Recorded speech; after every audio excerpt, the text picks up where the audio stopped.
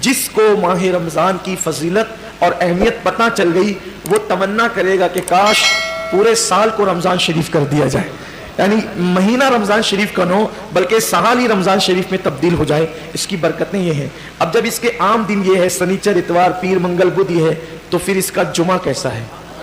پھر اس کا جمعہ کیسا ہے؟ جیسے ہی جمعرات کا سورج غروب ہوتا ہے اور جمعہ کا چاند گویا طلوع ہوتا ہے، ہر سیکنڈ ہر لمحہ 60,000 جہنمیوں کی مغفرت کی جاتی ہے۔ یعنی ایسے لوگ جن کے نام جہنم کے رجسٹر میں لکھ دیے گئے، یہ جہنم میں جائے گا، یہ جہنم میں جائے گا، یہ جہنم، ایسے لوگوں کو اللہ کہتا ہے انہیں بخش دیا، انہیں بخش دیا۔ کتنے لوگ؟ ایک لمحے میں 60,000 لوگ۔ اب وہ پورے غروب سے لے کر غروب تک کتنے گھنٹے ہوتے ہیں؟ 24 گھنٹے۔ اب اس میں ہر سیکنڈ گویا ہر لمحہ 60,000 بخشے جاتے ہیں۔ لیکن جب جمعہ کا آخری سیکنڈ آخری لمحہ آتا ہے، سورج غروب کا وہ آخری وقت آتا ہے، تو اللہ نے 24 گھنٹے، صرف سمجھانے کے لیے کہہ رہا ہوں، اللہ نے 23 گھنٹے 59 سیکنڈ میں، اللہ نے، حالانکہ یہ سیکنڈوں کا حساب حدیث میں نہیں ہے لیکن اپنے دور کے حساب سے سمجھا رہا ہوں، اس میں لمحات کا ذکر ہے، ساعتوں کا ذکر ہے، صرف سمجھانے کے لیے کہ اللہ نے 23 گھنٹے 59 سیکنڈ میں، ہر سیکنڈ میں 60,000 بخشا، تو 23 گھنٹے 59 سیکنڈ میں کتنے بخشا؟ تو جب آخری سیکنڈ آخری ساعت آتی ہے وہ افطار کی جمعہ کی، تو جتنے 23 گھنٹے 59 سیکنڈ میں بخشے گئے ان کی تعداد کے برابر آخری سیکنڈ میں بخش دیے جاتے ہیں۔ کتنی بڑی بات ہے۔ میں سمجھتا ہوں کوئی بچتا ہی نہیں ہوگا بخشش سے۔ یہ وہ ماہ رمضان ہے، یہ وہ برکت والا مہینہ ہے۔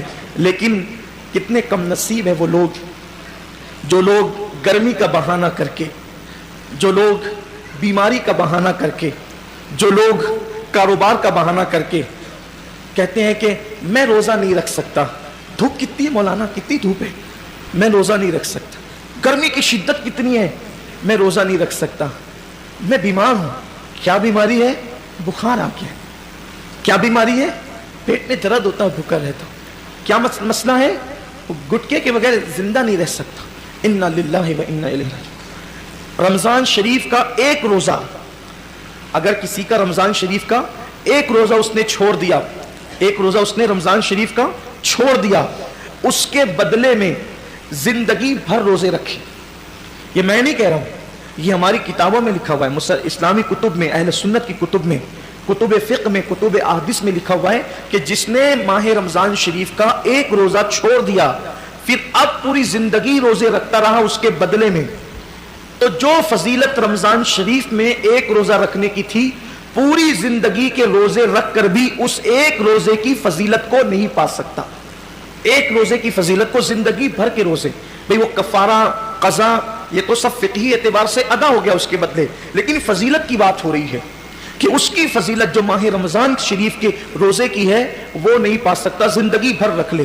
اور پھر ان کے جبڑے جو آگ کی کینچی سے کاٹے جائیں گے جنہوں نے روزے نہیں رکھے ہوں گے، بڑا دردناک عذاب ہے جنہوں نے روزے نہیں رکھے ہوں گے۔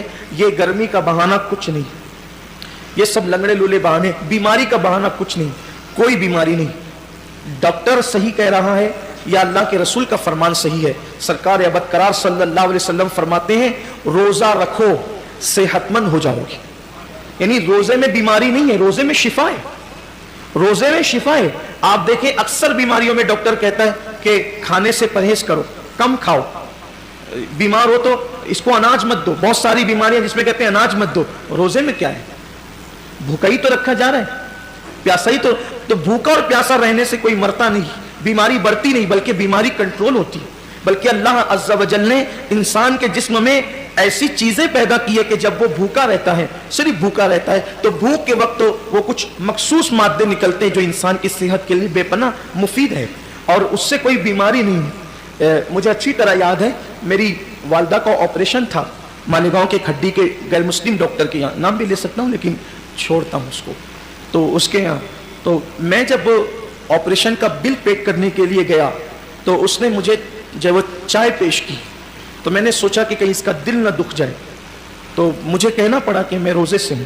وہ کہا کہ رمضان شروع ہو گیا۔ میں نے کہا یہ رمضان کے روزے نہیں ہیں، یہ 13، 14 اور 15 مہینے کے جو 3 روزے ہمارے نبی پروفٹ محمد صلی اللہ علیہ وسلم رکھا کرتے تھے، तो हम लोग भी रखते, तो सब तो नहीं रखते, मैंने नहीं सब नहीं रखते क्योंकि वो ज़रूरी भी नहीं है, फ़र्ज़ वाजिब नहीं है रमज़ान शरीफ की तरह, लेकिन ये सुन्नत है। और ये ऐसी सुन्नत है कि सफ़र में भी हुज़ूर अलैहि सलाम इसको नहीं छोड़ते थे। और हमारे नबी सल्लल्लाहु अलैहि वसल्लम ने फरमाया कि जो ये रोज़े रखेगा तो उसके चेहरा आखिरी दिन क़यामत के दिन 14वीं रात की चाँद की तरह चमकेगा। आपकी दुआओं से मेरी आदत है, मुस्लिम हो या गैर मुस्लिम हो, जब भी कोई मिलता है ऐसा तो फिर हम अपना सौदा खोल के बैठ जाते हैं, क्योंकि हर दुकानदार चाहते हैं ना कि अपना सौदा बिके। तो अपनी आदत ही है कि बता दे, फिर अल्लाह की मदद। वो उसका चेहरा चमक उठा, ये बात सुनकर उसका चेहरा चमक गया।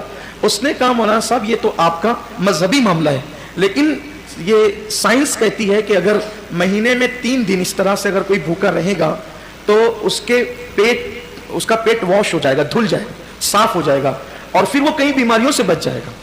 फौरन मेरी ज़बान पे हुज़ूर अलैहिस्सलाम के लिए दुरूद आ गया कि लोग आज कह रहे हैं मेरे महबूब ने फरमाया कि इसको हो सके तो रखो, और बल्कि इसको हुज़ूर ने सफ़र में भी नहीं छोड़ा।